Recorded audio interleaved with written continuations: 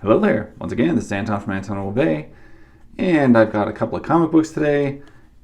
But first, I want to say I don't normally use the photo booth for comics, but you know what? It was set up, so I thought I'd give it a whirl. So let me know if you love or hate the red background. I don't care either way.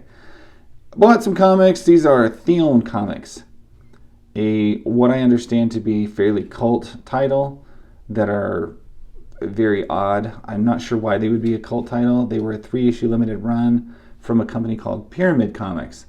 And in the box, gotta stop shaking the camera. In the box that I got them, I also got this card, which I thought was really strange. Ed, appliance repairman, hobbies, turn-ons, turn-offs. Yeah, beauties and cuties. Weird. I don't know why they threw that in there, but I just thought I'd share that. Okay, so Theown, as it was sold to me online, I bought it off eBay. It was basically saying, this is the story of the girl who tries to destroy the universe, on her quest to destroy the universe. It's really not. I didn't get that sense at all. I get a sense of some really messed up shit, though. I mean, she's basically grown. There are no humans. She gets grown on this automated spaceship, raised by robots, lives on the automated spaceship, and it just takes care of her and talks to her. But it has like another person on the ship that it's kept secret from her whole life, called Theo Last or something like that. Anyway, I've noticed the art is compelling. I do like the way that it's drawn. I do have issues with... I don't mind the boxing of everything. I think the panels look great. But it moves very slow and very odd. There's definitely a strange pacing to it.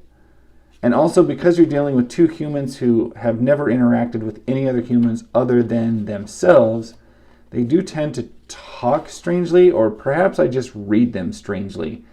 But the dialogue on them is kind of odd. So you have slow pacing and you have strange dialogue. So it can be, it's a little weird at times. Also, from issue to issue, it tends to jump. I don't know, what the fuck is that? I don't know. Anyway, it does come with a little comic strip in the back. I love getting weird titles that I've never heard of. So this was one as soon as I found out about it, I of course wanted to jump on it. I'm not disappointed at all. It is just a little bizarre. I don't know if it's maybe quite executed as awesomely as I hoped it has. Issue 2, for some reason, is blue. I do not know why. And there's also a large jump in plot from issue 1 to issue 2. Issue 2 is pretty much a self-contained story, as is issue 1. I mean, it has a cliffhanger, but it is basically self-sustained. This blue shit, I don't know what the deal is with this. If somebody knows what the deal is with blue comics, let me know, because I don't know. It's not... The book is weird enough, period, that it didn't really ruin the experience of it, obviously. But it's got some great shots in there. But very, very weird. I don't know why it was blue. If I can lean that over there without it getting all crunchy. And last, I got issue number 3.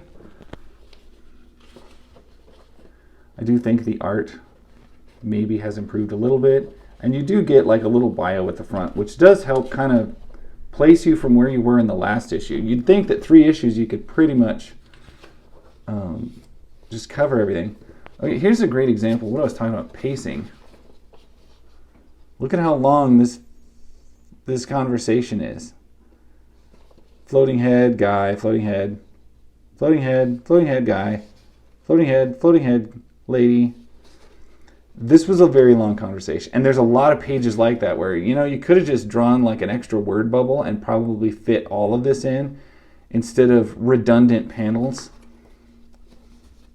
redundant panels, and maybe, I don't know, they were just trying to fill space, but there was quite a few of those type of redundant panels. Just stuff that, like, you wouldn't have had to draw an extra panel for that. I'm not bashing on the book because I did enjoy it. I read it, and as soon as I got it, I read it, and I thought it was pretty interesting.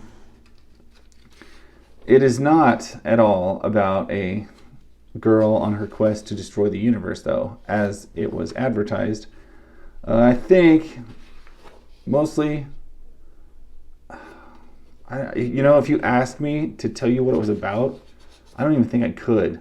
The only thing I could tell you how it ends, which is they end up blowing up some planet and destroying a solar system on purpose, or just a planet, and then trying to demand that the computer lets them marry each other. But anyway, 1986, this was in the black and white era of weirdness. If you're into that era, this is one to hunt down. They are not normal comic book size. These things are much wider. As they did a lot of the weird indies, they got cut weird.